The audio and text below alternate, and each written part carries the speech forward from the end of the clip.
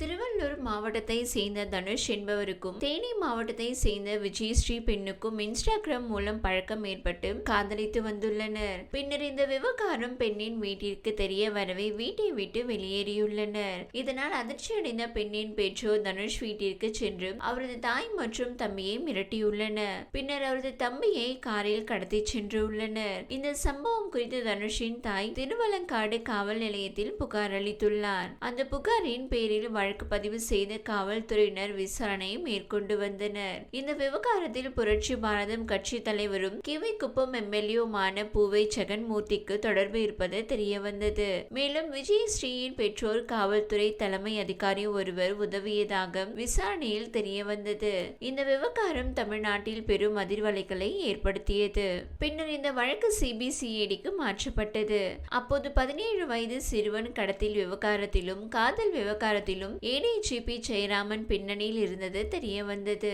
இதனைத் தொடர்ந்து இந்த விவகாரம் குறித்து பூவை ஜெகன்மூர்த்தியிடம் விசாரணை நடத்த காவல்துறையினர் அவரது வீட்டிற்கு சென்றனர். அப்பொழுது அவர் வேறொரு நிகழ்ச்சிக்காக வெளியூர் சென்றிருப்பதாக அவர் உறவினர்கள் தெரிவித்தனர். மேலும் இந்த விவகாரத்தில் அவர்களுக்கு தொடர்பு இல்லை என்று கூறி அவரது ஆதரவாளர்கள் 100க்கும் மேற்பட்டோர் அவரின் வீட்டின் முன் கூடி ஆர்ப்பாட்டத்தில் ஈடுபட்டனர். மேலும் காவல்துறையினர் அரசியல் உள்நோக்கத்துடன் செயல்படுவதாக கூறினர். இதனையடுத்து காவல்துறையினர் ஏடிஜிபி ஜெயராமன் நீதிமன்றத்தில் ஆஜர்படுத்தினர். பின்னர் அவர் சஸ்பெண்ட் செய்யப்பட்டார். இதனைத் தொடர்ந்து இந்த வழக்கில் முன்ஜாமீன் கோரிய பூவை ஜெகன்மூர்த்தி சென்னை உயர்நீதிமன்றத்தில் மனு தாக்கல் செய்திருந்தார். இந்த மனு மீதான விசாரணை நேற்று நீதிபதி ஜெயச்சந்திரன் முன் விசாரணைக்கு வந்தது.